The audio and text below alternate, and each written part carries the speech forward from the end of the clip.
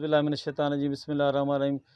नाज़रीन, अॼु असां बीठा आहियूं सलमा सागर जे जगह में जंहिंखे वीचारी खे ज़बान जो फालिज थी वियो आहे ऐं हुन जी हुकूमत काई बि वार न आहे कई ऐं हीअ गुज़िरियल 10 सालनि खां वठी फ़न जी ख़िदमत थी करे ऐं तमामु सुठी फ़नकार आई। हिन महिल हुनजी वीचारी जी ज़बान कमु नथी करे, पर उहो वस वारनि खे वार करण लाइ चई थकिजी पई आहे, अपीलूं करे थकिजी पई आहे, पर हिन महिल ताईं कंहिं बि वस वारे उनजी वार न कई। अचो त उनजी अमर सां ॻाल्हायूं था त उनखे छा थियो आहे।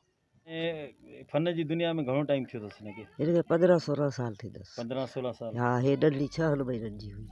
अॼु हे मतिलबु 22-23 सालनि जी थींदी। मुड़ुसु छा कंदो आहे? उहो कोन्हे, मरी वियो, अटैक थियो हुअसि। हा, उहो गुज़ारे वियो, कैंसर बि थी वियो हुअसि। अच्छा, हिन महिल ताईं सकावत काथे हिनजी का या गवर्नमेंट का?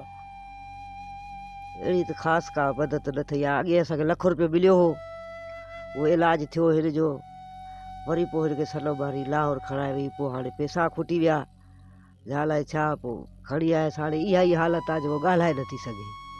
फालिज थी वियो? हा, फालिज 3 रॻा चवनि था दिमाग़ जो ख़तमु थी वियो। डॉक्टर कंहिंखे तव्हांखे ॾेखारियो प्राइवेट जो?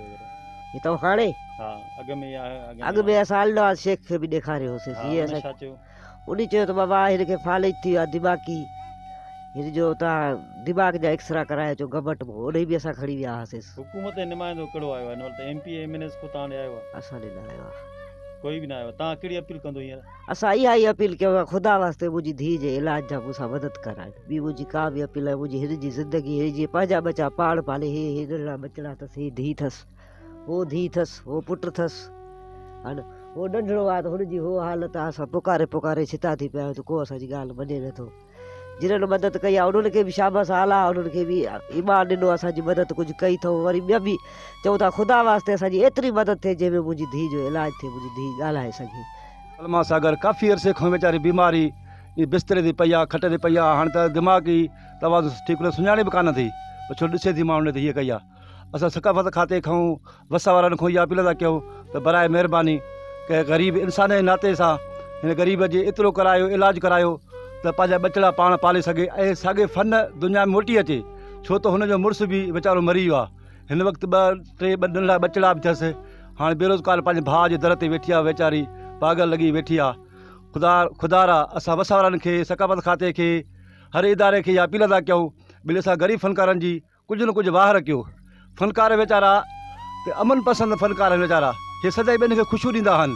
हिन वक़्तु वीचारा बीमार, बेबस, लाचार बिस्तरे ते वेठा आहिनि। भले ख़ुदारा असांजो इन फ़नकार जी मदद कयो।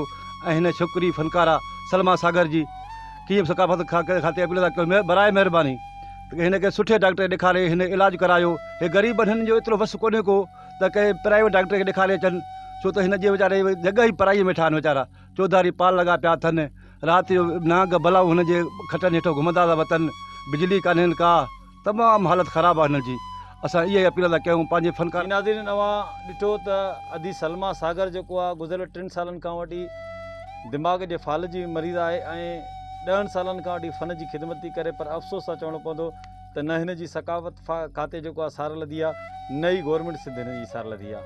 हिननि जो चवणु आहे त असांखे पैसा न खपनि, असांखे ॿी फंडिंग न खपे, कम अज़ कम जेकी बीमार आहे उनजो सरकारी लेवल ते इलाजु करायो वञे त जीअं सिहत याफ़्ती पंहिंजो सिंगिंग खे कंटिन्यू रखी सघे ऐं पंहिंजनि ॿचनि खे पाले सघे। आउं आहियां दिलबर शाहिद, MD सिंध, मुंहिंजी सिंध न्यूज़ चैनल वारे खां।